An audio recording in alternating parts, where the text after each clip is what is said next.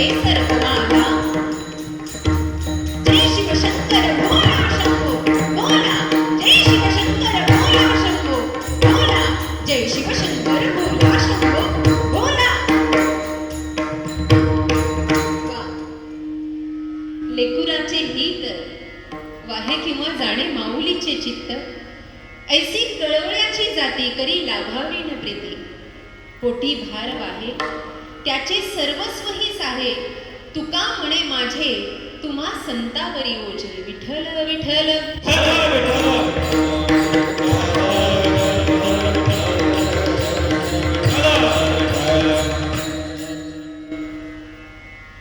लेकुराचे हित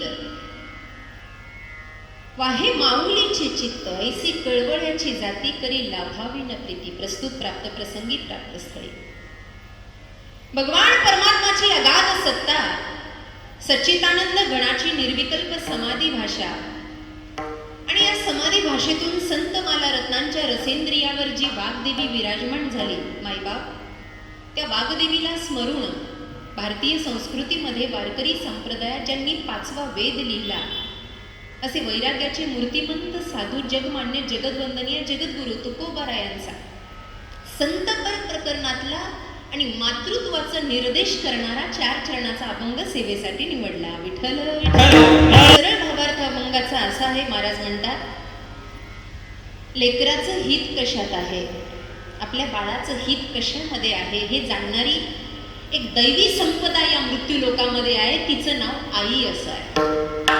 माझा आवाज स्पष्ट येतो तुम्हाला कळतंय ना? माना हलवा म्हणजे मला बरं वाटतं.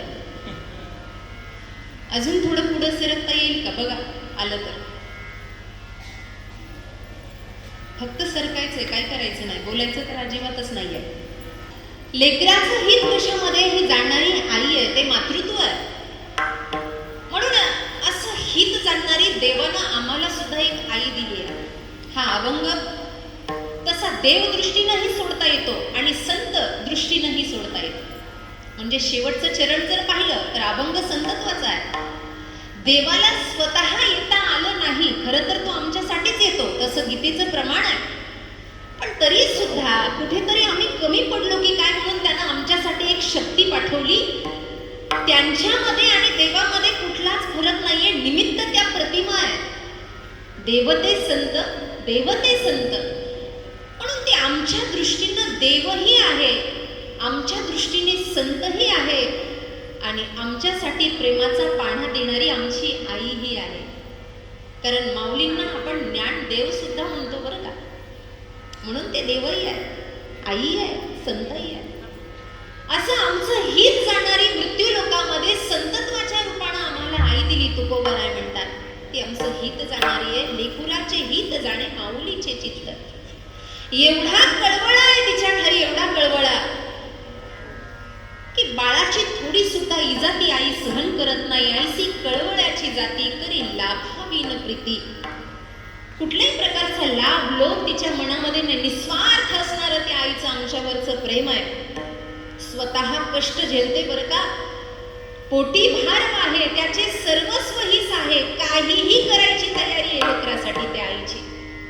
महाराज म्हणतात आमच्या पुण्याईमुळे असं संतत्व असं मातृत्व जर आम्हाला लाभलं ना तर आता मी बिनधास्त झालोय. म्हणून शेवटचं चरण सांगितलं तुका म्हणे माझे तुम्हा संतावरी ओझे. विठ्ठल विठ्ठल प्रसंगी देण्याचा परिचय. आज या ठिकाणी तृतीय पुण्यस्मरण ज्यांचं आहे अशा आदरणीय आईसाहेब हरिभक्त परायण वैकुंठवासी मंगलाबाई शंकरजी गोंधळी. खरं तर गोंधळी परिवारामधून गेली 3 वर्षापासून मातृछत्र संपलेला आहे. C.K. मेहता साहेब, सचिन भाऊ आहिरे, J.K. पाटील साहेब, लक्ष्मण दादा दशरथ सेठ पाटील साहेब या सर्वांना वंदन करून या गोंधळी परिवाराने G.R. पाटील यांच्या मार्गदर्शनाखाली आदरणीय नामदेवजी शंकरजी गोंधळी इथे आहेत का बसलेले? आल्यावर मला सांग येतील ना कीर्तन संत. एकच मुलगा आहे का त्यांना? आणि मुली किती आहे? मुलगी पण एकच. बरं, ठीक आहे. काय होतं, आम्ही लोक ऐन वेळेला येतो आणि आम्हाला फार परिचय नसतो त्यांचा. श्री नामदेवजी शंकरजी गोंधळी, श्री महादेवजी शंकरजी गोंधळी, श्री विनोदजी नामदेवजी गोंधळी, असा त्यांचा संपूर्ण गोंधळी परिवार आहे. गावकरी मंडळी, आप्तेष्ट, नातेवाईक, सगळे सोयरे, सर्व मंडळी आहे. आज या कार्यक्रमाच्या निमित्ताने आदरणीय रायगड भूषण आमचे विष्णुबुवा आहेत, गोड आवाजाने मंत्रमुग्ध करणारे आमचे कृष्णबुवा आहेत, गणेशजी आहेत, आदरणीय विशाल दादा आहेत मृदंग आचार्य, आमचे या गावचं भूषण आपले मधुकर दादा आहेत, सूरज दादा, चेतन दादा, या सर्व वारकरी बांधवांची या ठिकाणी मांदियाळी आहे. आपण सर्व माता पिता सर्वजण विराजमान आहात. सर्वांच्या साक्षीनं आज तृतीय पुण्यस्मरण आईचं या ठिकाणी करायचं. पुण्यस्मरण यासाठी की आईची आठवण काढायची. आईची आठवण म्हणजे आईच्या संस्कारांची आठवण. आईनं जे दुधाचे उपकार आपल्यावर केले, जे मातृऋण आपल्याला आहे या समाजामध्ये, जे प्रत्येकाला फेडावं लागतं, मातृऋण, पितृऋण, संतऋण, देवऋण, असे बरेच ऋण आहेत जीवावर. हे ऋण फेडता फेडता आयुष्य कधी संपण्याच्या मार्गावर येतं कळत नाही. पण त्या आठवणी, ते संस्कार एका शुद्ध बीजाचं बीजारोपण या समाजामध्ये करत असतात. आणि तेच काम आज आदरणीय मातोश्रींनी केलेलं आहे. मंगलाबाई यांनी केलंय. 3 वर्ष झालेत केल्या. आज कीर्तन रूपी सेवा त्यांच्या तृतीय पुण्यस्मरणाच्या निमित्तानं आयोजित केलेली आहे. आजच्या या कीर्तन सेवेचं जे काही पुण्य निर्माण होईल, मला माहिती नाही माझी पात्रता या व्यासपीठावरची आहे किंवा नाही. तुकोबारायांच्या अभंगावर बोलण्या इतकं ज्ञानही माझ्याकडे आहे किंवा नाही मला माहिती नाही. पण तरी सुद्धा आरती झाल्यानंतर एक आवर्जून श्लोक आपण म्हणतो, कायेन वाचा मनसेंद्रियेत्वा बुद्ध्यात्मदावा प्रकृती स्वभावा करोमि यत यत सकलम परस्मै नारायणायती समर्पयामी. देवा, आजचं जे काही पुण्य निर्माण होईल, देवाच्या गुणानुवादाचं, यशाचं, कीर्तीचं, संतत्वाचं, कारण फक्त देवाचं नाव घेतल्यानंच पुण्य नाही, तर संतांचं नाव घेतल्यावर पण पुण्य आहे. हे महाराजांचं प्रमाण आहे. पुण्यवंत व्हावे घेता सज्जनांची नावे, नेघे माझी वाचा तुटी महालाभ भोकासाठी. म्हणून जे काय आजच्या कीर्तनाचं पुण्य निर्माण होईल ते पुण्य घे देवा. आणि आमच्या गोंधळी परिवाराचं एक छोटंसं फूल तुझ्या पायावर पडलंय. आमच्या आईला सद्गती दे, योग्य स्थान तुझ्या चरणी प्राप्त होऊ दे, ही भावपूर्ण श्रद्धांजली कीर्तन सेवेच्या माध्यमातून अर्पण करूया. विठ्ठल विठ्ठल.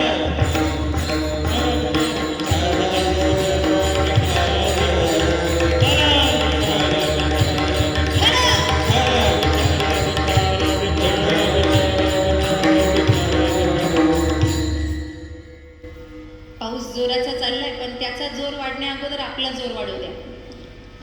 खाऊन आलात ना घरून, झाल्यावर पण आहे म्हणून थोडा जोर वाढू द्या आणि टाळी जरा जोरात वाजू द्या. कारण पत्राचं शेड आहे, त्याच्या आवाजापेक्षा आपला आवाज जास्त आला पाहिजे. आला पाहिजे ना. भांडायला लागल्यावर येतो की नाही? येतो. महाराज म्हणतात, आपल्यासाठी फार सुंदर व्यवस्था देवानं करून ठेवली आहे. आपली अवस्था वाईट होऊ नये, आपली अवस्था बिघडू नये म्हणून व्यवस्था असते. आपणच व्यावहारिक भाषेत म्हणतो ना, काय अवस्था झाली हो त्याची, काय होतास तू, काय झालास तू, काय होतास तू. कर्म जर चांगलं असेल तर व्यवस्था नसू द्या, अवस्था चांगली राहते. पण कर्म जर बिघडलं तर व्यवस्था कितीही चांगली राहू द्या, अवस्था मात्र वाईट होते. विठ्ठल विठ्ठल.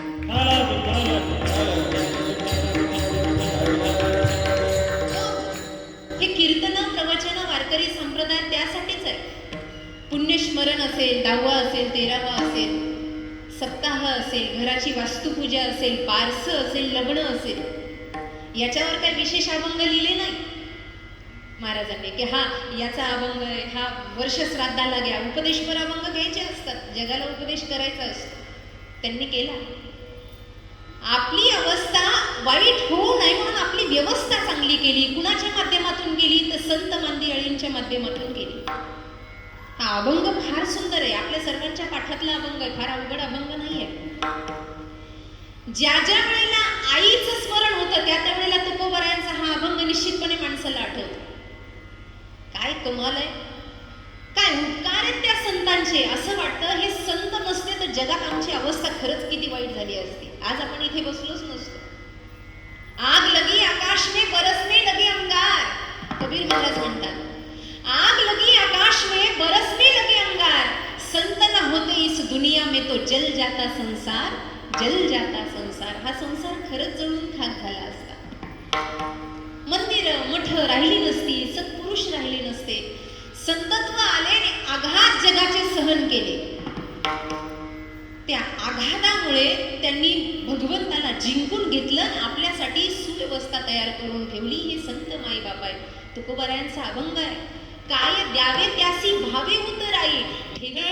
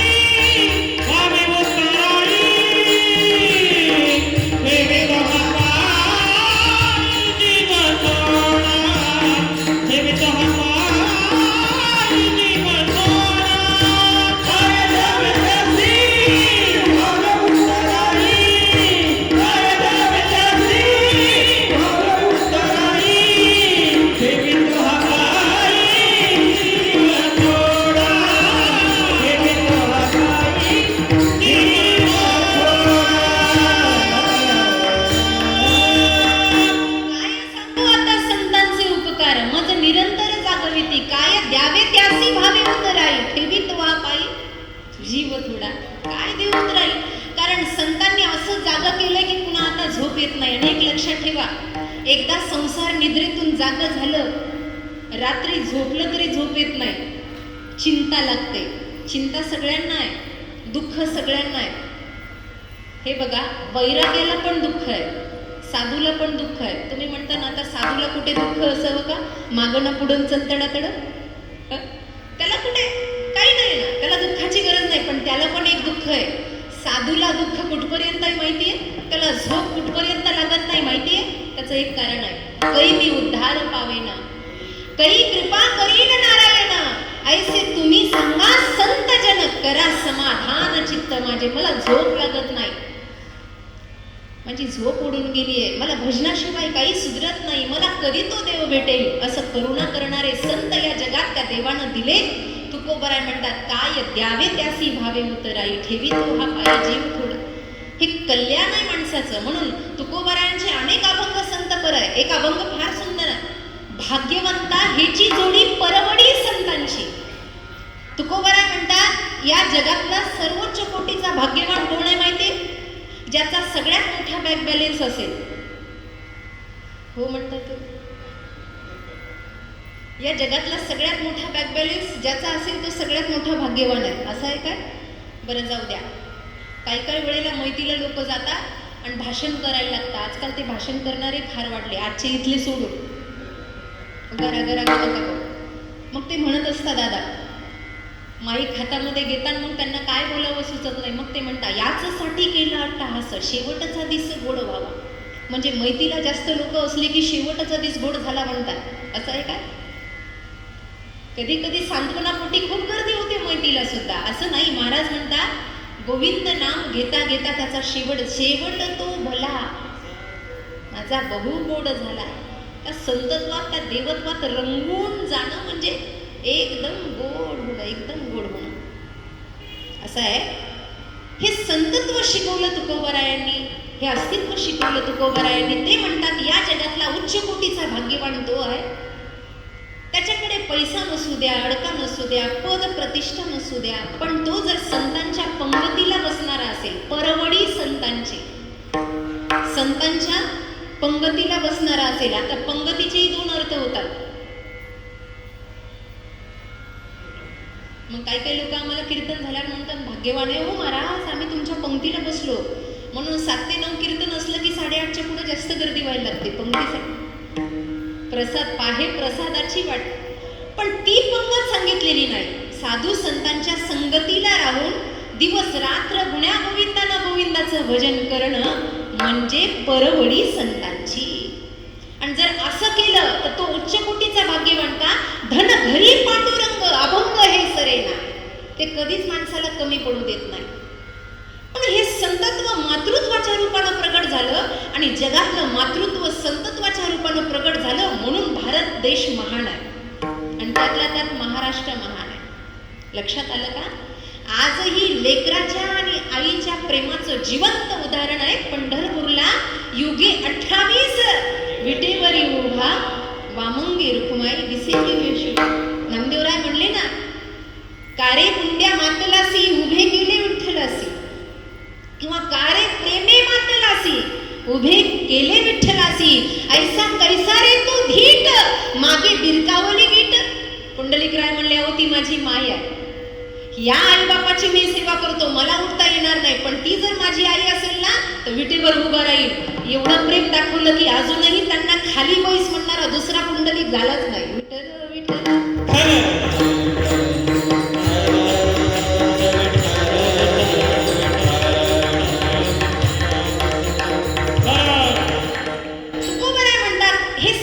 जागृत झालं. वारंवार त्या संतत्वानं आपल्याला वाचवलं. घरामध्ये आई आहे. आज आईचं पुण्यस्मरण आहे. आई आणि बाप या गोष्टीवर मी जास्त बोलत नाही, कारण का बोलावं कशासाठी. लोक असं म्हणतात. मला कमाल वाटते त्या लोकांची जे आई बापावर कविता करतात. थोडं स्पष्ट बोलते, मला कमाल वाटते. शब्द कुठून आणले असतील यांनी, कारण आई बापाचं वर्णन करायला या जगात अजून कवीच जन्माला आला नाही. अजून कवीच नाहीये. त्यांची महानताच एवढी मोठी आहे. आईला मायेचं सागर म्हणलं तरी तो सागर आटेल, पण तिची माया आटणार नाही. मला असं वाटतं, बाप जर आकाशासारखा आहे, आई समुद्रासारखी आहे. असं कोणतंच जगातलं भांडं नाही त्या समुद्रातलं पाणी आटून घेईल आणि आकाशाला कैद करील असे शब्द नाहीये. त्यांना आई बापाला कुंठित कधी करता येत नाही बाबा.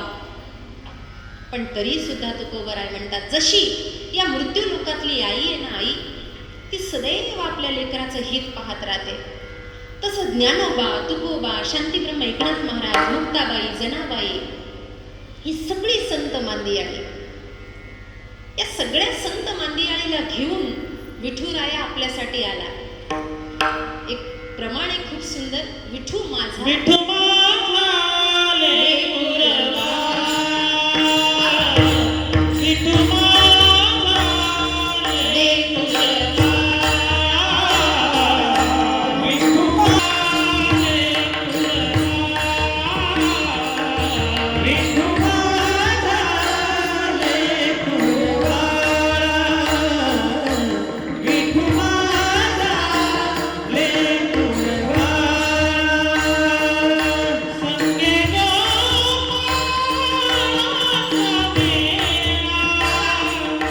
संगे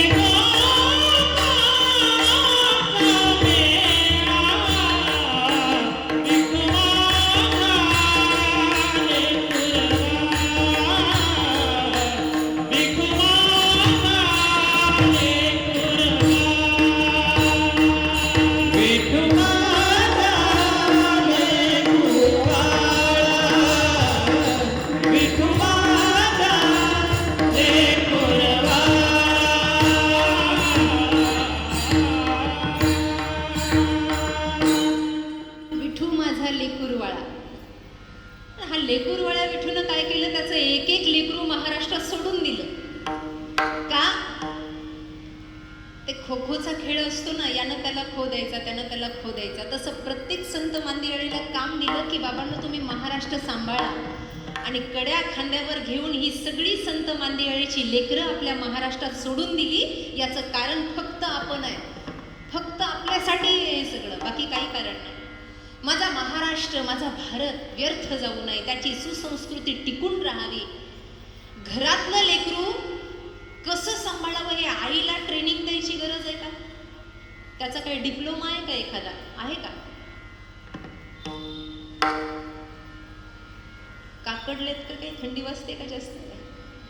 असा कोणता डिप्लोमा नाही, अशी कोणती ट्रेनिंग नाही की आई झाल्यावर त्या लेकराला कसं सांभाळायचं. ती आई एवढी सांभाळते का लहानपणी माती खाण्यापासून लेकरानं लहानपणी माती खाऊ नये असं तिला वाटतं. ती तेव्हापासून जे त्याला सांभाळते. नाही कळलं अजून? लहानपणे त्यानं माती खाऊ नये आणि मोठं झाल्यावर सुद्धा विठ्ठल विठ्ठल विठ्ठल. हे संस्कार तिचे. माझ्या लेकरानं कधीच आयुष्यात माती खाऊ नये इतकं काटेकोरपणे तिचं लक्ष आहे. ही वाया जाऊ नये. काही नाही. लेक जर दुसऱ्याच्या घरी नांदायला गेली तर प्रत्येक वेळेला याच आईचं नावाचा उद्धार होईल. तुझ्या आई बापानं हेच शिकवलं का? आणि मुलगा जर वाईट निघाला तर लोक हेच म्हणतील. लोकांनी आपल्याकडे बोट दाखवू नये म्हणून त्याचं हित करायचं. लोकांनी आपल्याकडे बोट दाखवू नये. हित का करायचं? लेकराचे हित का करायचं? हित याला सांभाळणं हे माझं कर्तव्य. याचं वाटोळं होऊ नये. आणि म्हणून जगामध्ये माईबाप एकच गोष्ट लक्षात ठेवा. आज या तृतीय पुण्यस्मरणाला जर तुम्हाला या आईला भावपूर्ण श्रद्धांजली वाहायची असेल तर एक प्रण घ्या. जगावर कुणावर विश्वास नाही ठेवायचा तर नका ठेवू, पण एका ठिकाणी मात्र विश्वास ठेवा, जे आपलं हित करणारी आहे, संतांची आहे पायी. हा माझा सर्व भावे दास झालो त्यांचा का, तेची माझे हित करीती सकळ. ते हित करणारी आहे. ती एक आई आहे. जगामध्ये स्तनपान करणारी एक आई आहे. मी नेहमी सांगत असते, दोन आई आहेत जीवाला. एक स्तनपान करणारी, एक जिनं आपल्याला दूध पाजलं समाजात जगण्याच्या काबिल बनवलं. दुसरी आई आहे माऊली ज्ञानोबराय, ज्यांनी ज्ञानरूपी माय ज्ञानेश्वरीचं दूध पाजलं आणि जगामध्ये लढाईची ताकद शिकवली, उद्धारून कसं जायचं हे शिकवलं. आणि म्हणून त्या आईचा गजर एवढा झाला. तुम्ही बघा, नवल वाटतं कधी कधी. पायी पालखी सोहळा नुकताच संपलाय. काल परतीच्या वारेला माऊली निघाले आळंदीकडे यायला. काल माऊली निघाले. 29 तारखेपर्यंत आळंदीत पालखी पोहोचते. पण कमाल बघा, जर ऑब्झर्व केलं ना आपण पंढरपूरला गेल्यानंतर, आता तुम्ही पुढच्या वर्षी जाल तसं तुमच्या अनुभवात आलंच असेल, पण महत्वाची गोष्ट सांगते, अनुभव घ्या. वारीला आपण कुणाच्या जातो? कुणाच्या? बोला, काही तर शिक्षा देणार नाही. पांडुरंगाच्या जातो की नाही? वारीला आपण पांडुरंगाच्या जातो ना. वारी जन्मा मरणाची. वारीला पांडुरंगाच्या जातो की नाही? पंढरपूर हे गाव कुणाचं आहे? पांडुरंगाचं आहे की नाही? तो पाटील आहे की नाही? पंढरपूरचा आहे की नाही? गाव त्याचं, मंदिर त्याचं, वारी त्याची. पण कुणाच्याच तोंडाला असं येत नाही गर्दीमध्ये का पांडुरंगा पुढे चला, विठ्ठला पुढे चला. तोंडाला काय येतं? माऊली पुढे चला. हाच तर आनंद आहे माऊलींचा. ही तर माईची दया आहे. सगळ्या जगामध्ये तिचा कधीही लय होऊ शकत नाही एवढी ताकद त्या माऊलीची आहे. ती माऊली आपलं हित करण्यासाठी आलेली आहे. तुकोबराय अभंगाच्या प्रथम चरणाचं. लेकराचे हित,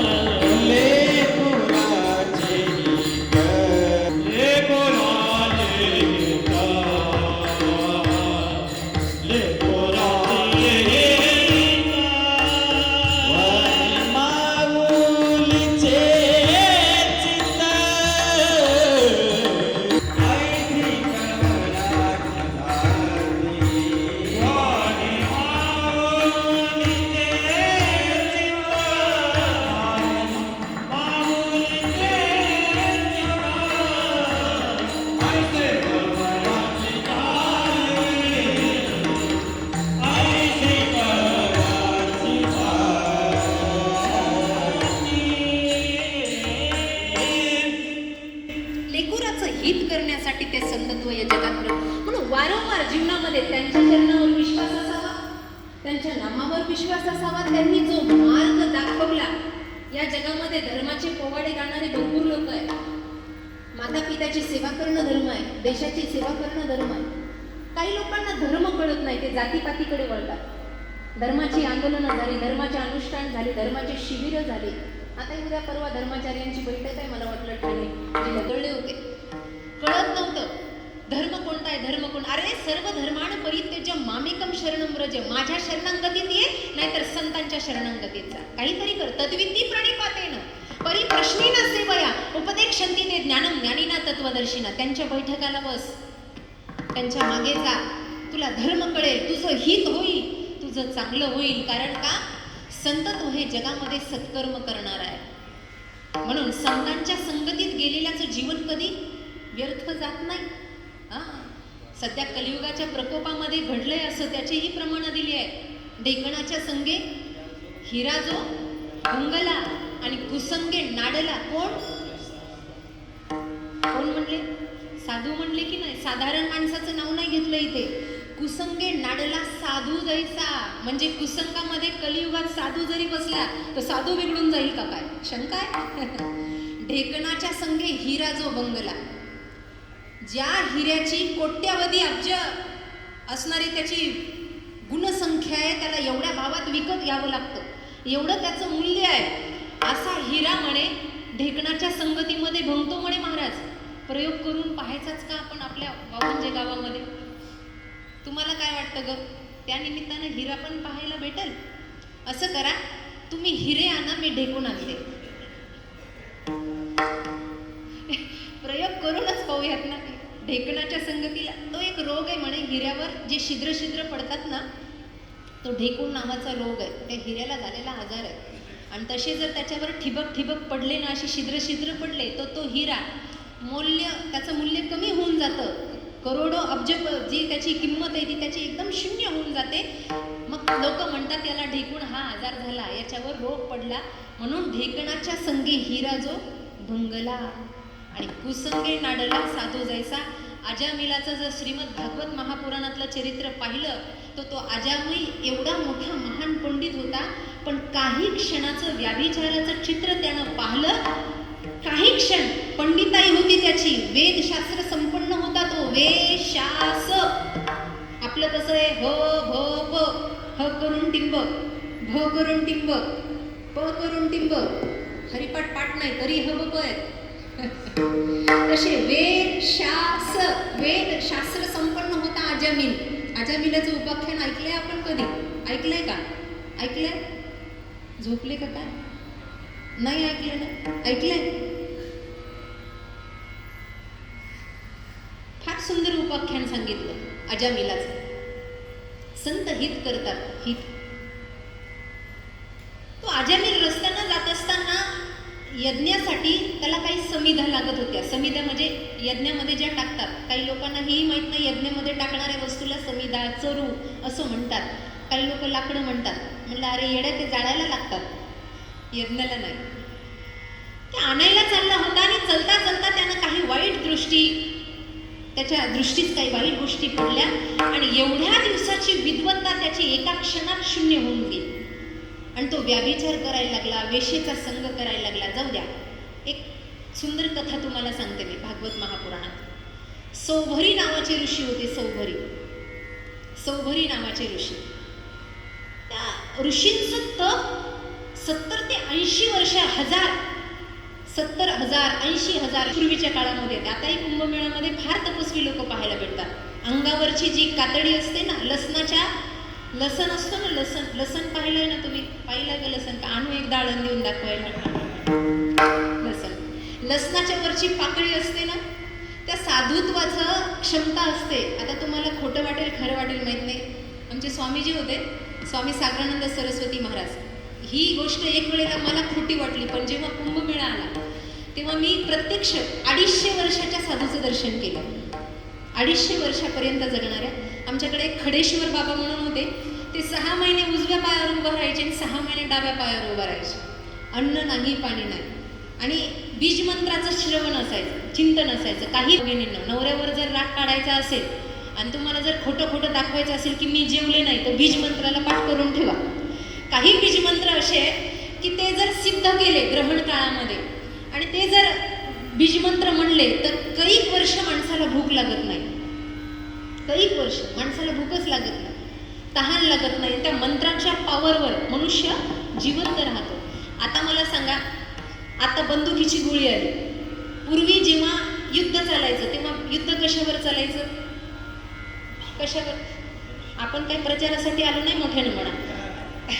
याच्यावर चालायचं ना धनुष्यबाणावर. मला सांगा, तो कर्कसातून बाण काढला की लगेच सोडायचे का? नाही. अगोदर तो बाण धरायचा, ध्यान करायचं. ध्यानावस्थेन तद्गतेन मनसा. मन ध्यान एक झालं, चिंतन झालं, मंत्राचं स्मरण झालं की समोरच्यावर तो आघात व्हायचा. ही ताकद होती मंत्रशक्तीमध्ये. ती मंत्रशक्ती स्मरण केल्यानंतर हजारो काळ ते साधू जिवंत राहतात फक्त मंत्राच्या जोरावर. एवढी ताकद असते, एवढी सिद्धी असते. सौभरी नावाच्या ऋषीनं एवढं अनुष्ठान केलं, एवढं अनुष्ठान केलं. 70-80 हजार वर्षापर्यंत त्यांची तपश्चर्या झाली. पण काही नाही, एक दिवस त्यांची समाधी उत्कलित झाली. आपण सर्व माईबाप बसलेले आहात, चिंतन थोडंसं लक्षपूर्वक ऐका. तपश्चर्या त्यांची उत्कलित झाली, जागृती आली. त्यांना वाटलं आता जागृती आली, आता स्नान करून घ्यावं, म्हणून ते गंगेच्या तीरावर गेले. आणि गंगेच्या तीरावर गेल्यानंतर स्नानाला असे खाली उतरणार, त्यांनी 2 माशांना, नारी आणि पुरुष, या 2 माशांना पाहिलं. काहीतरी त्यांनी दृश्य वाईट बघितलं, न घडणारी घटना घडली. पाण्यातलं ते दृश्य त्यांनी एका क्षणात पाहिलं. आणि जसे ते वरती आले तसे त्यांच्या मनात विचार आला, आता एवढ्या दिवस तप झालंय, आता विवाह करू. बोला, एका वारीनं ब्रह्मचर्य धारण होईल का? सांगा. विवाह करायचा. मग आता पूर्वीचा काळ असा होता की साधूनं राजाच्या आश्रित जायचं, राजाला आशीर्वाद साधूनच द्यायचा. पण साधूला जर काही कमी पडलं तर त्यांना विनाश्रयानं शोभंती पंडिता वनिता लता. त्या काळामध्ये जो राजा होता त्या राजाकडे ते गेले आणि गेल्यानंतर राजाला एवढा आनंद झाला, बापडे, एवढे 1000 वर्ष तपश्चर्या करणारे सौभरी नावाचे ऋषी माझ्याकडे आले. दाढी पांढरी, जटा पांढरे, पायापर्यंत जटा आहेत, एवढा 11-11 रुद्र शरीर आहे. मी हित बोलते, साधूचं हित, साधूच्या संगतीतलं हित आणि कुसंगातलं अहित, हे मला फक्त सांगायचंय. राजाच्या समोर उभा राहिले. राजा म्हणले, बोला महाराज, काय आहे, मला आज्ञा करा, काय सेवा करू शकतो? माझं भाग्य उदयाला आलं, भाग्योदयेनं बहु, माझं भाग्य उदयाला आलं, तुम्ही आले माझ्याकडे. मी सांगितलं, राजा, मला लग्न करायचं आहे म्हणे, मला विवाह करायचा. राजा म्हणला, विवाह करायचा काही हरकत नाही महाराज. म्हणले, आता तुमची तपश्चर्या एवढी, मी काय व्यवस्था करू सांगा? कोणत्या प्रांतातली मुलगी बघून ठेवली आहे का? कुठे मुलगी पसंत असेल तर मला सांगा, मी घर बांधून देतो, संसार देतो, सगळं सगळं तुमची व्यवस्था करतो, सगळं काही. ऋषी फार ज्ञानी होते, तपस्वी होते ते. पण आता ध्यानामधून कळलेलं होतं की राजाला सुद्धा मुली आहेत. पण राजाला काही 1-2 मुली नाही, राजाला 60 मुली होत्या. किती? 60 मुली होत्या, 60. राजा जेव्हा त्यांना विचारायला लागला, मुलगी पाहून ठेवली आहे का? तुम्ही फक्त निरोप सांगा, मी लगेच सैनिक पाठवून मुलीच्या वडिलाला निरोप पाठवून लगेच व्यवस्था करून देतो. ते म्हणले, राजा, बाहेर मुली पाहायला जायची गरजच नाही, तुला 60 मुली आहे, त्यातली एक मला देऊन टाक. बोला. बाप त्याला म्हणावा जो कर्तव्यनिष्ठतेनं मुलीचा विवाह करून दे. मुलगा कमवणारा पाहिजे. बापानं सगळं पाहिलं तरी सुद्धा एक अधिकार मुलीकडे ठेवलाय. सगळं जरी चांगलं असलं, जोपर्यंत वधू म्हणत नाही मला हा मुलगा पसंत आहे, तोपर्यंत आपण विवाह करून देऊ नये, हे शास्त्र आहे. तिला पसंत पाहिजे, तिला संसार करायचा आहे. राजाच्या डोळ्यात पाणी आलं. कधी नव्हे ते पुण्य प्रकट झालं आणि एवढा महान तपस्वी माझ्या दारात आला, मागून मागून मला काय मागितलं? अरे बाबा, पण मी धर्मात बांधलेलो आहे, काय करायचं? मुली काही दरबारात नव्हत्या, मुली अंतपुरामध्ये होता. राजानं सांगितलं, महाराज मी आतमध्ये जातो.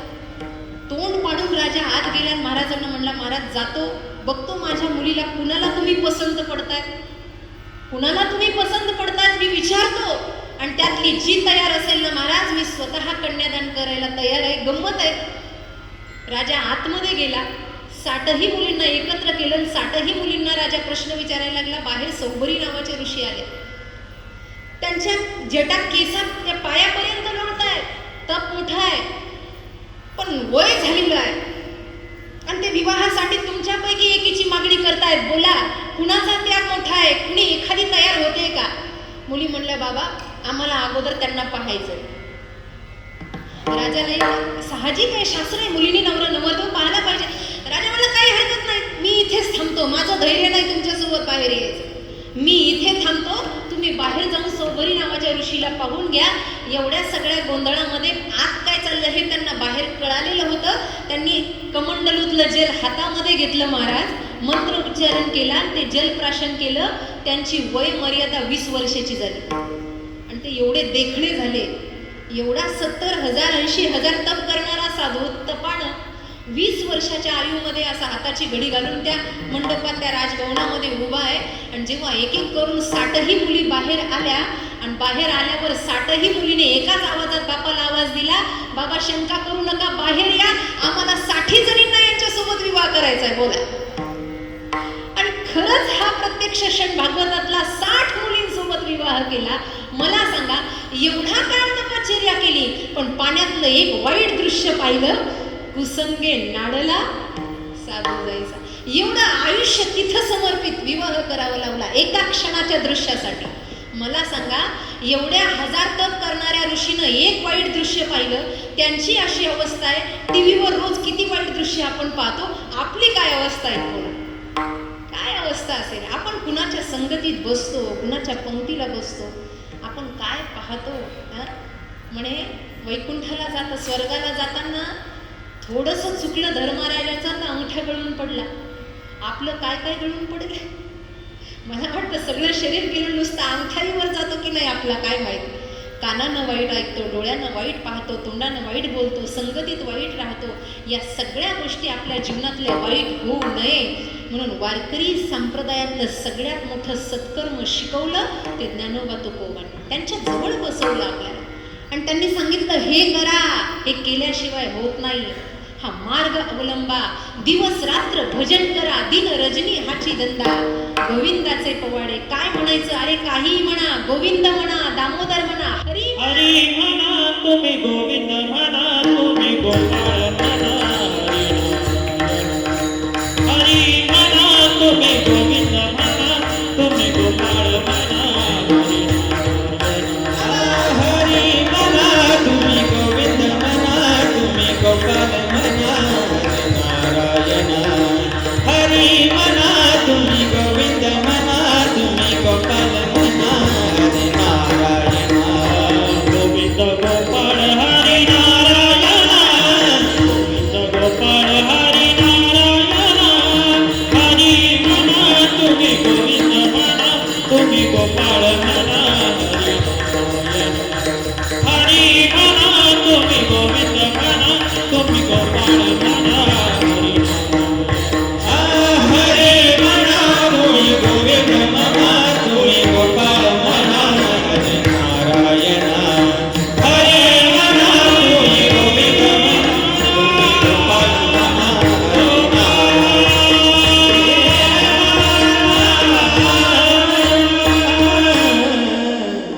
काही म्हणा, हरी म्हणा, गोपाळ म्हणा, गोविंद म्हणा, विठ्ठल म्हणा, श्री विठ्ठल म्हणा. नाही येत काही तर माऊली तरी म्हणा, पण म्हणा. हे केलं ना तरच हे या जीवनातलं सत्कर्म आहे, हे त्यांनी शिकवलं. आणि काय येतो माणसाच्या सोबत, सांगा ना मला. मोह मोह म्हणतो गीतेमध्ये. धृतराष्ट्राची भगवान श्रीकृष्णाने निंदा केली तर माऊली म्हणतात, म्हातारा मोहे नाशिला. हा म्हातारा, याला गीता कळली नाही शेवटपर्यंत. हा त्या संजयाला एकच प्रश्न विचारतोय जो पहिल्या श्लोकात विचारला. गीतेचा पहिला श्लोक आहे, धर्मक्षेत्रे कुरुक्षेत्रे समवेता युत्सवा मामक पांडवाश्चैव किम कुर्वत संजय. अख्खी गीता संजय सांगताय, अहो भगवंतानं हा तत्वचिंतनाचा उपदेश केला, पण या बाबाला काही कळत नाही. एवढं सगळं सांगून झाल्यावरही रामाची सीता कोण? पुन्हा प्रश्न. एवढं सगळं तत्वचिंतन झाल्यावर सुद्धा त्या धृतराष्ट्रानं काय विचारलं? अरे ते जाऊ दे, माझे मुलं कुठे उभे आहेत ते सांग. मामक पांडवाचैव किम कुर्वत. माझे आणि पंडूचे मुलं हे काय करतात? किम कुर्वत संजय, मला सांग. नाही कळली गीता, नाही कळलं तत्वचिंतन. का? संगत चांगली नाही, मन अशुद्ध बनलं. महाराज म्हणतात, काहीतरी करा, चांगलं करा, स्वतःच्या हितासाठी करा. मोहानं ज्याच्या घरात कृष्ण होता तो एवढा मोहांत होता की कृष्ण असून सुद्धा त्याचा मोह निवरला नाही, कारण त्यानं प्रयत्न कधी केला नाही. दुर्योधनाला कृष्ण कधी कळले नाही. आपण घरातला व्यक्ती गेला की रडतो रडतो रडतो. किती रडतो? 10 दिवस 13 दिवस. वाईट वाटेल तुम्हाला हे ऐकायला, महाराज तुम्ही घरदार सोडलं, आम्हाला सोडायला लावता की काय? अहो रडू येतं आमची घरचे माणसं गेल्यावर, रडू येतं. पण सरनात उडी टाकणाऱ्याची यादी आहे काय आपल्याकडे? सांगा ना मला. एखादा आहे का की त्यानं सरनात उडी टाकली एखाद्या व्यक्तीच्या मागे? आहे का? वावंजाला आहे का एखादं? नाही. कुठेच यादी नाही, कुठे नाही. गमतीनं जुने कीर्तनकार एक दृष्टांत सांगायचे. एका आजीचं नवरा वारलं म्हणे, आजीचा आजोबा मेला आणि मेल्यानंतर तिनं टाहो पडला, आता तेवढं गळ्यावर मला रडता येत नाही सध्या तरी. अशी रडायला लागली, अशी मोठ्या मोठ्यानं रडायला लागली म्हणे, आजोबा गेला, माझं एवढं वर्ष जगला माझ्या संगतीत. काय काय ते बायांचं बोलणं असतं. एवढा टाहो फोडला, एवढा. आता जुन्या काळात काही दवाखाने नव्हते आणि दवाखाने नसल्यामुळे ते हार्ट अटॅक आला की काय आला लोकांना कळायचं नाही. मग लोक करणीवर भागवायची. लोक म्हणायची मूठ मारली, करणी केली वगैरे वगैरे असायचं. आता ते कारण कळालंच नाही, पण लोक म्हणले बोलत नाही, तासभर झालाय, 2 तास झाले, म्हातारं दचकलं. असंही वय झालेलं होतं. म्हातारी वैतागलेलीच होती, पण रडायचं तर कारण होतच ना बाबा. रडायला लागली, एवढ्या मोठ्यानं रडायला लागली. लोकांनी त्या घरातून उचलून बाहेर आणण्याचा प्रयत्न केला. आता जेव्हा म्हाताऱ्या बाबांना ते उचललं, तेव्हा उचलल्यानंतर त्या आईन उंबरठ्याच्या दारात असा जुना उंबरठा होता, असा खिळा होता लागलेला, विशाल बुवा, असा खिळा होता लागलेला. आणि ते उचलता उचलता त्या म्हाताऱ्याच्या डोक्याला तो खिळा दणकन लागला आणि लागल्याबरोबर जसा खिळा लागला तशीच चेतना आली. म्हातारं उठून बसलं. म्हातारं उठून बसलं आणि थोडं नाही, 7 वर्ष म्हातारं जिवंत राहिलं. पण 7 वर्षांना जेव्हा मेलं तेव्हा पुन्हा आतच गेलं. आणि पुन्हा जेव्हा लोक बाहेर घेऊन जाऊ लागली तेव्हा म्हातारी रडता रडता म्हणायची, वरचा खिळा पहा हो. 7 वर्ष डोक्याला ताण झालाय अगोदरच. जाता जाता वरचा खिळा पहा. म्हणजे हे जग इतकं मोहानं भरलेलं आहे, आपण रडलो तरी त्यांच्यासोबत आपण जाऊ शकत नाही ना, आपल्यासोबत कोणी येऊ शकत. कोणही ते नाथ महाराजांचं प्रमाण आहे, मेल्या मागे सर्व राहिले, तुटतील धागे दोरे प्राण्या मायेचा बाजार. म्हणून असं काहीतरी करा. कसं करा? चदरिया झिनी रे झिनी, कबीर महाराजांचं आपण काय, जब हम पैदा हुए जब हसे हम रोए, पर ऐसी करनी कर चलो कि हम हसे जग रोए. चदरिया झिनी रे झिरी, कानोबा तुझी घोंगडी रे चांगली, आमाशी कांदिली वांगुली रे. मग या चदरियाला कसं रंगवायचं? तर संत संगात रंगवायचं, हरिनामामध्ये रंगवायचं. आणि तो सत्कर्माचा भाग आपल्याला शिकवला म्हणून अभंगाच्या 2ऱ्या चरणात वर्णन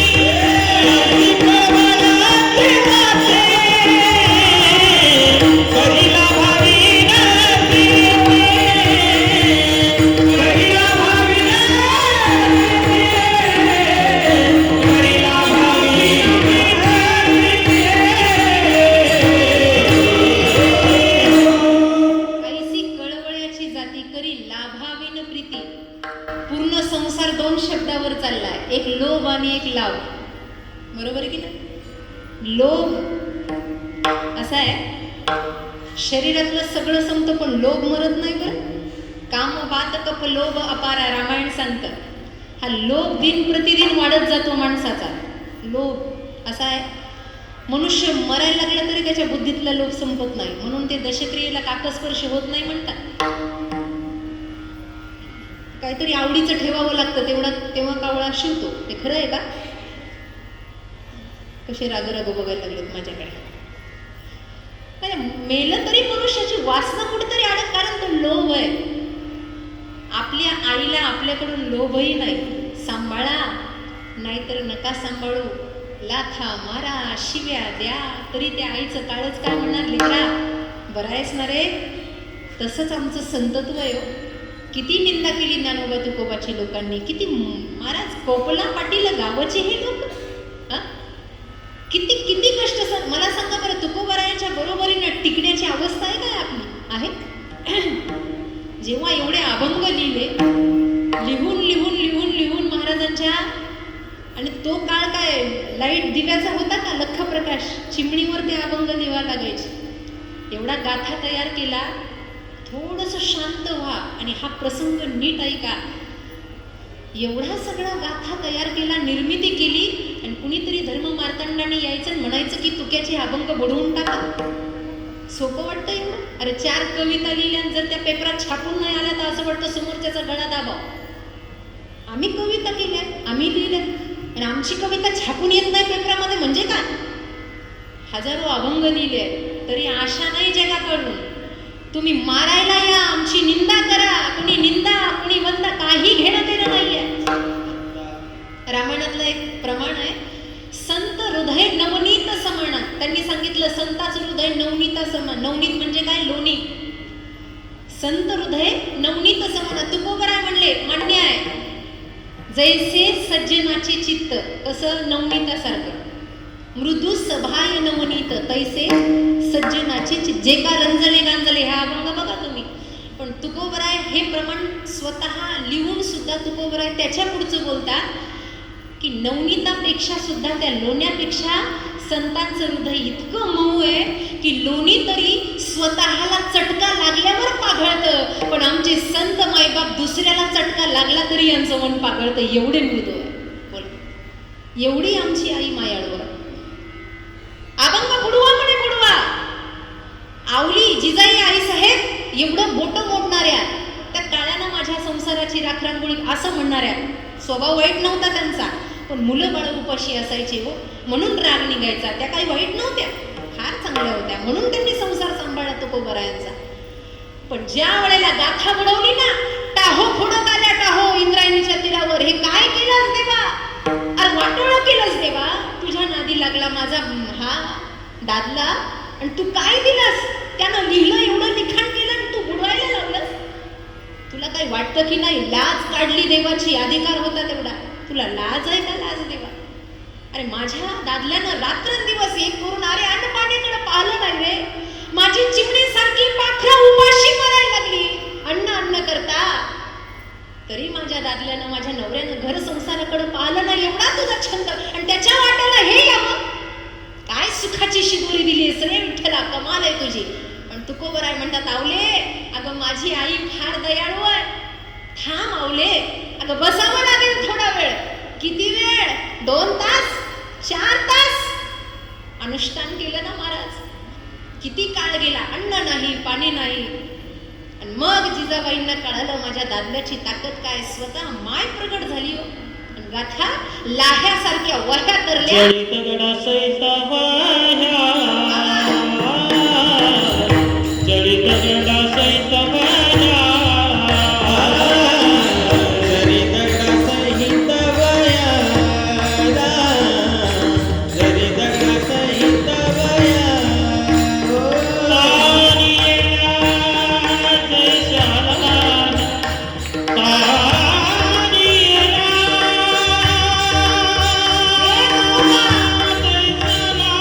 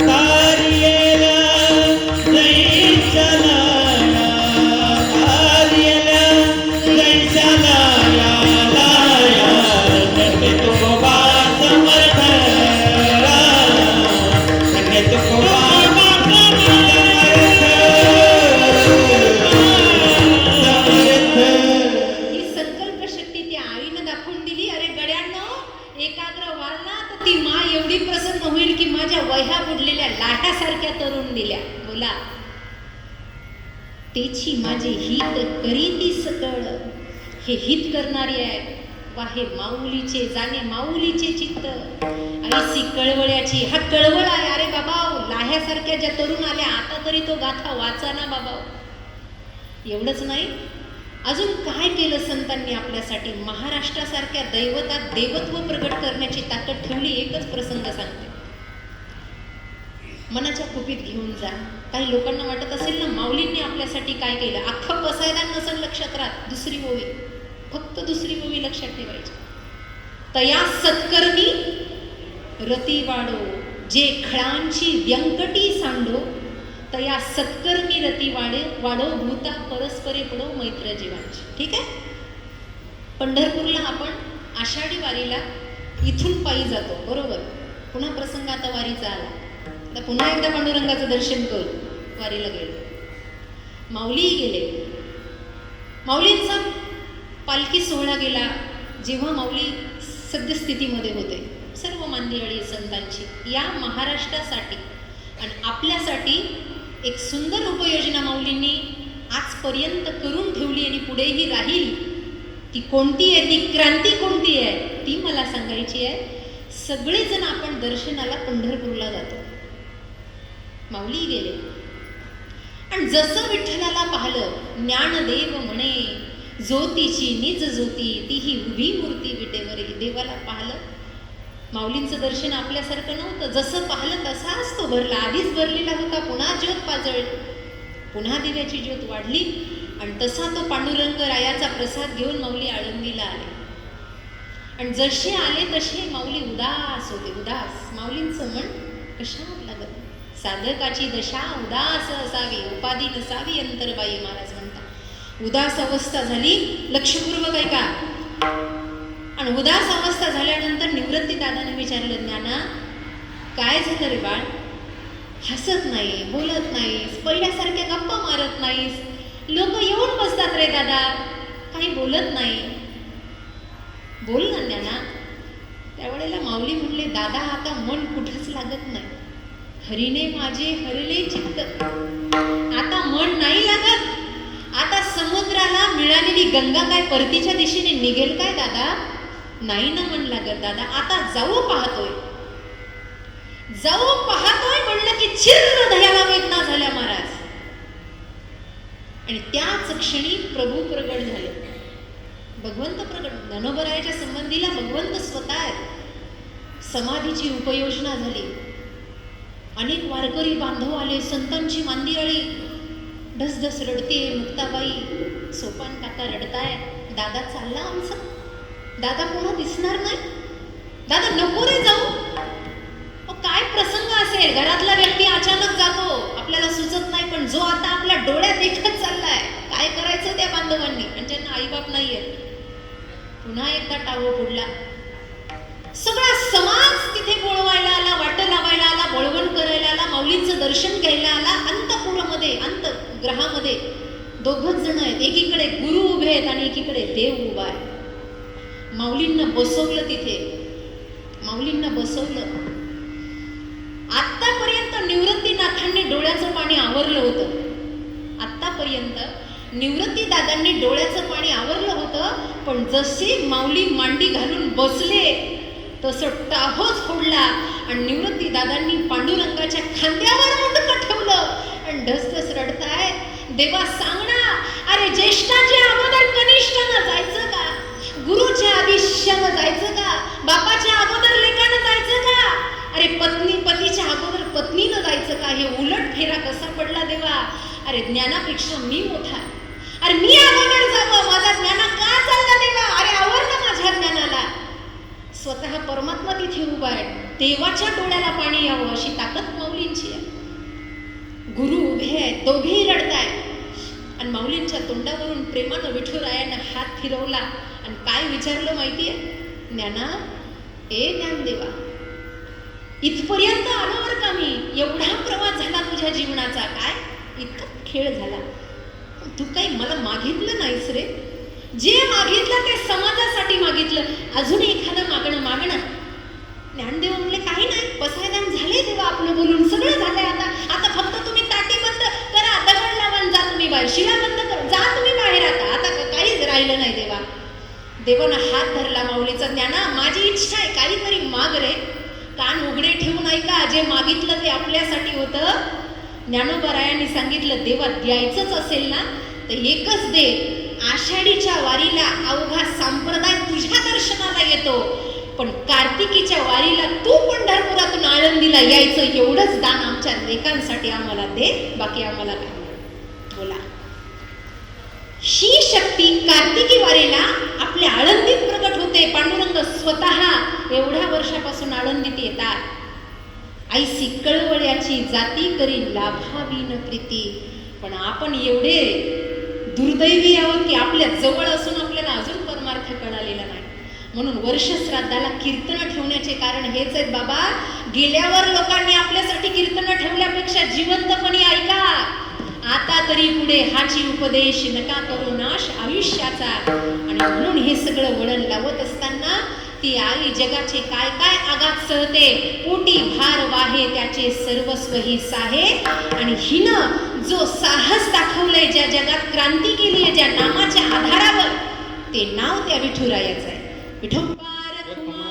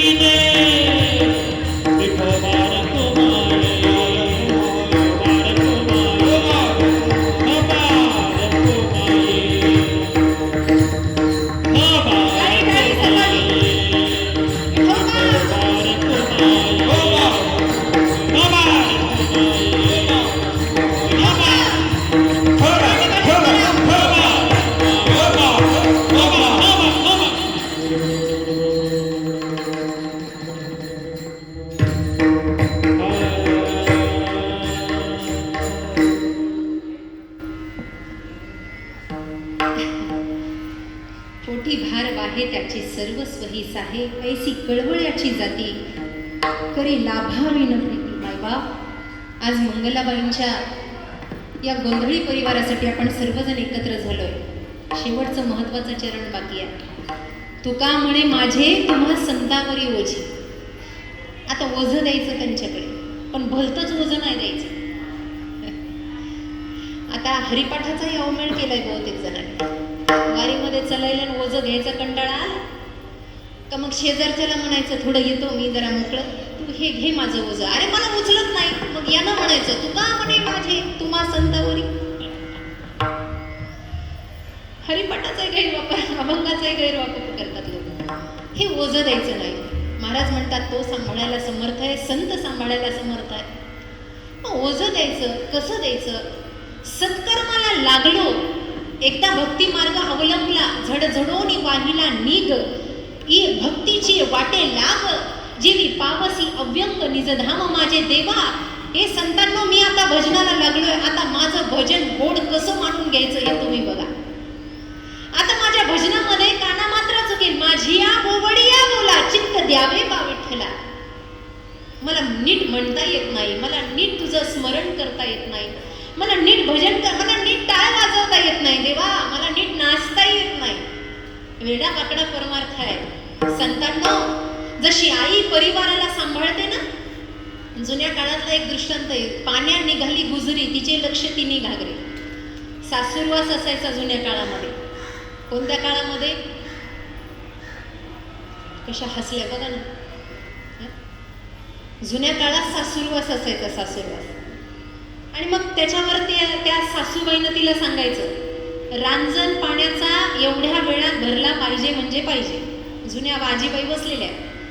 मग तो सासूरवास इतका भयानक होता की तिला छोटंसं एक केविलवानं लेकरू असायचं. पण तिच्या लेकराला सासू हात लावायची नाही. सासूचं म्हणणं काय असायचं, तुझं लेकरू तू सांभाळ, लेकीच्या बाळातपणाला महिनाभर जाईल पण सुनचं लेकरू सांभाळणार. बरोबर आहे का हे? म्हाताऱ्या बसल्या बसल्या शपातात माझ्याकडे राग. मग तिनं काय करायचं, पाणी लवकर भरायचंय विष्णुबुवा. मग एका घागरीने लवकर पाणी भरताय, मग तिनं घागरीवर घागर घ्यायची. आता तुमच्याकडे पाणी भरपूर आहे ते काम सांगायचं नाही. काय झालं रे भाऊ याला, लवकर संपवू म्हणते काय?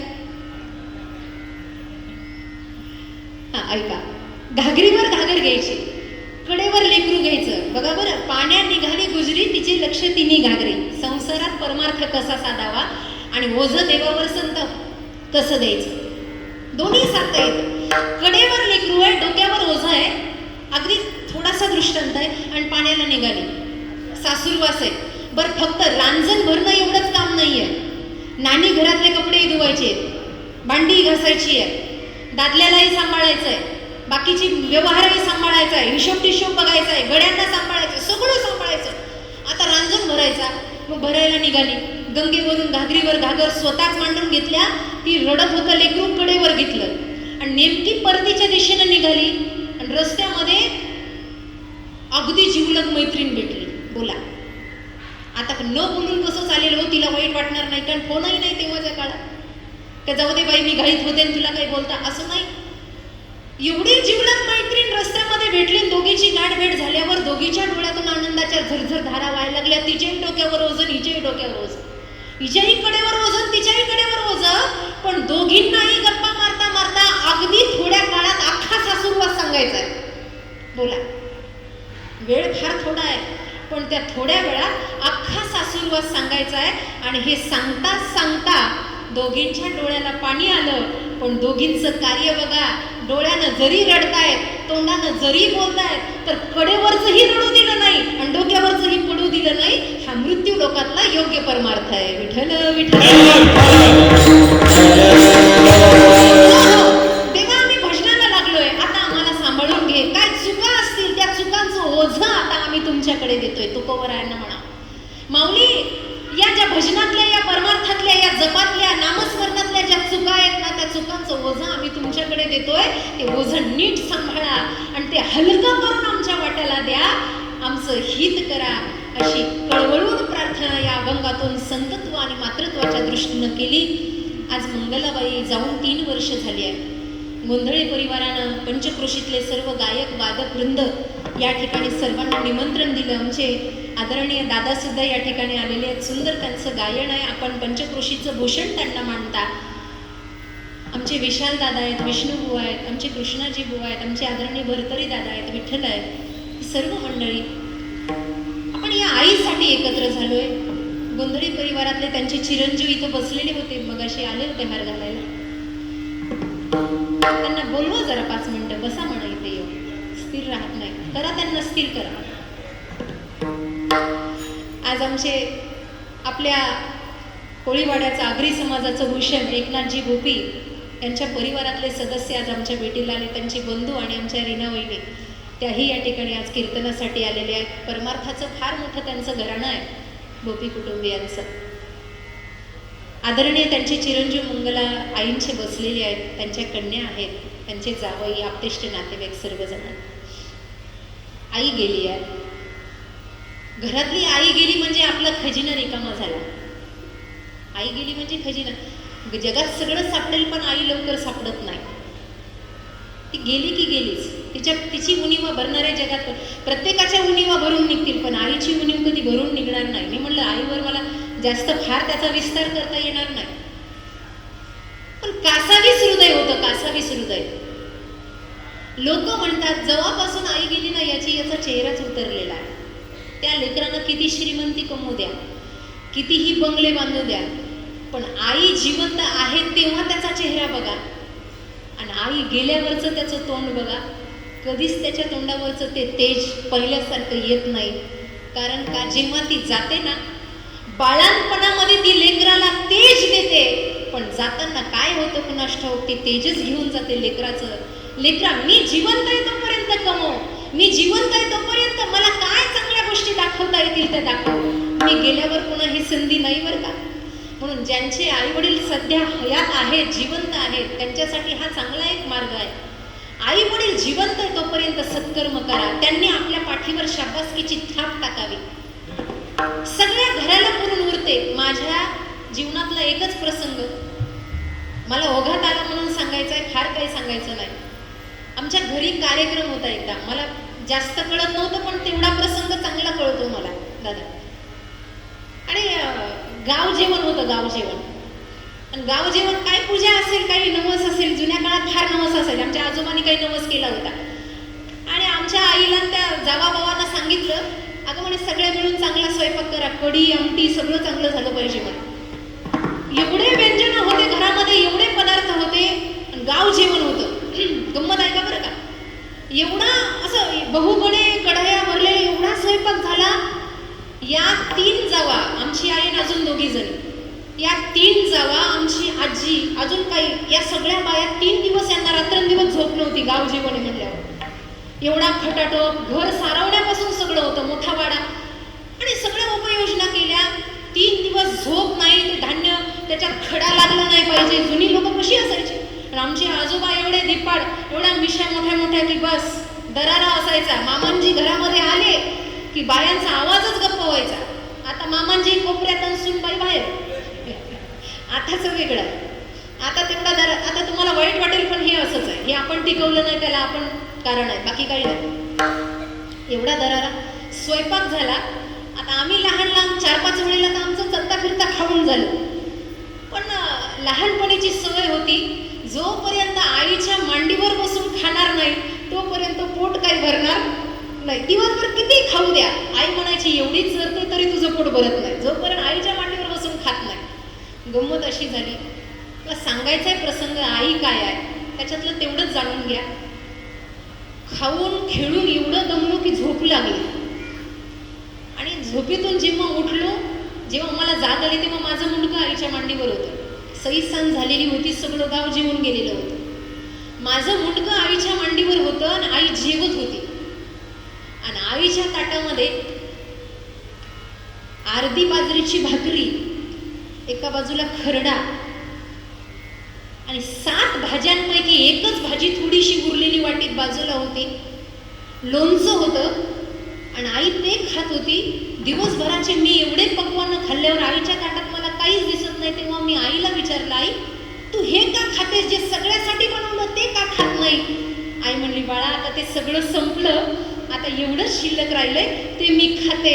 आईला मी प्रश्न विचारला, आई वाटीभर भाजी स्वतःसाठी काढून ठेवायची ना ग. तेव्हा ती म्हणली, बाळ सगळ्यांना द्यायचं असतं, स्वतःच्या हिश्श्याचं काढून ठेवायचं नसतं. जी आयुष्यभर फक्त लोकांना देते, स्वतःचा हिस्सा कधीच काढून ठेवत नाही, ती आई असते. ती आई असते. मरेपर्यंत देत राहील, मरेपर्यंत. स्वतःचं काही नाही तिला, काही तिचं स्वतःचं साम्राज्यच नाही, अशी आई असते. म्हणून मंगलाबाईची उणीव, आज या आईची उणीव गोंधळी परिवाराला जाणवत असेल, ती उणीव हे पांडुरंगा तुझ्या पितांबरानं भरून काढावी. हे ज्ञानोबर आहे, तुमच्या पसायदानानं भरून काढावी. हे तुकोबर आहे, तुमच्या गाथानं भरून काढावी. अशी विनम्र प्रार्थना करूया आणि सेवेला विराम देऊया. ज्ञानेश्वर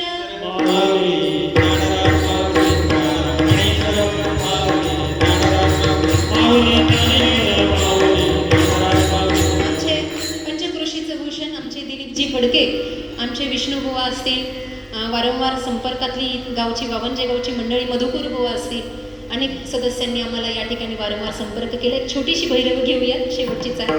तुम्ही म्हणा ना दादा, भैरवी घ्या घ्या, या या म्हणा. तुका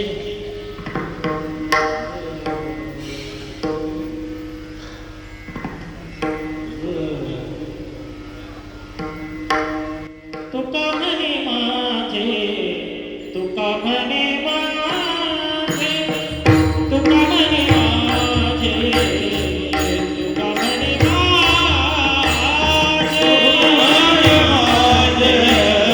तुका म्हणे माझे, तुका म्हणे माझे, तुका म्हणे माझे, तुम्हा संता बनी मोठे, तुम्हा संता बनी मोठे, ऐशी करवळाची जाती, ऐशी करवळाची जाती,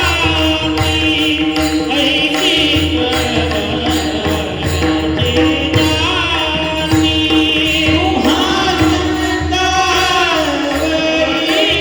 मोठे, तुम्हा संता बनी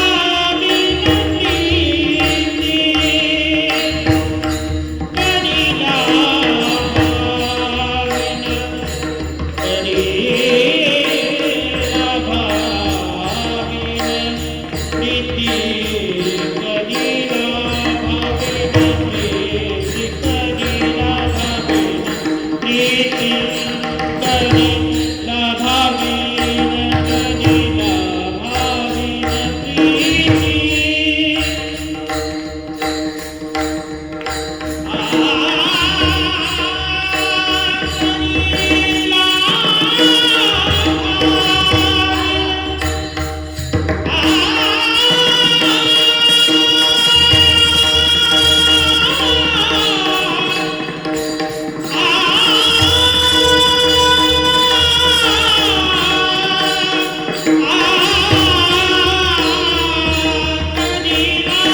ऐशी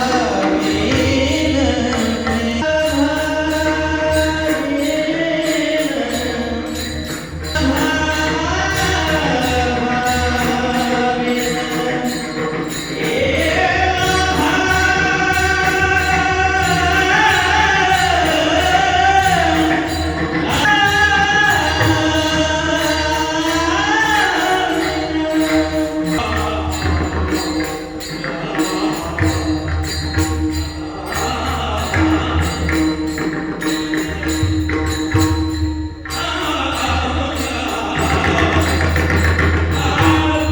जाती, ऐशी करवळाची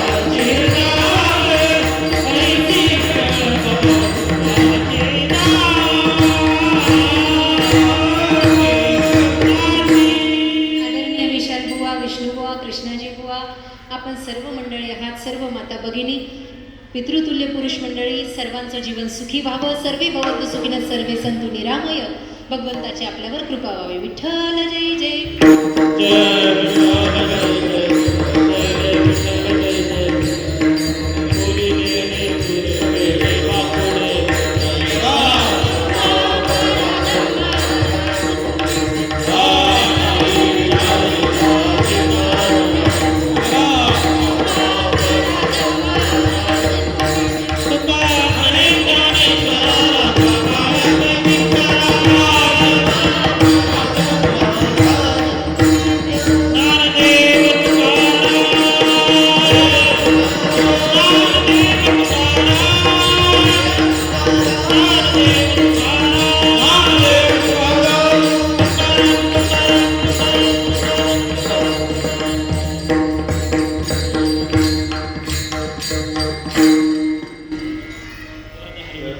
श्री ज्ञानदेव तुकाराम हरिनाम भगवान की जय।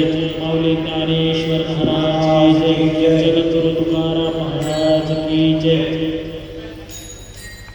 आबाप्पा स्वामी वैष्णव सरस्वती दिदी यांनी या ठिकाणी गोंदी परिवाराच्या विनंतीला मान देऊन आपली कीर्तनरूपी सेवा सादर केल्याबद्दल मी नामदेव काय सांगाल आज मातृत्वाचं वर्ष शब्द आहे आणि दिवसभर काय प्रोग्राम ठेवले कशा रीतीने प्रोग्राम ठेवायचे? आज माझ्या आईचा तृतीय पुण्यस्मरण दिन आहे. त्या निमित्ताने हरिपाठ, भजन, कीर्तन हे आयोजित केलेले आहेत. आता सकाळी 10 ते 12 कीर्तन झालं, तर संध्याकाळी 5 ते 6 हरिपाठ, 5 ते 7 मग भजन आहे.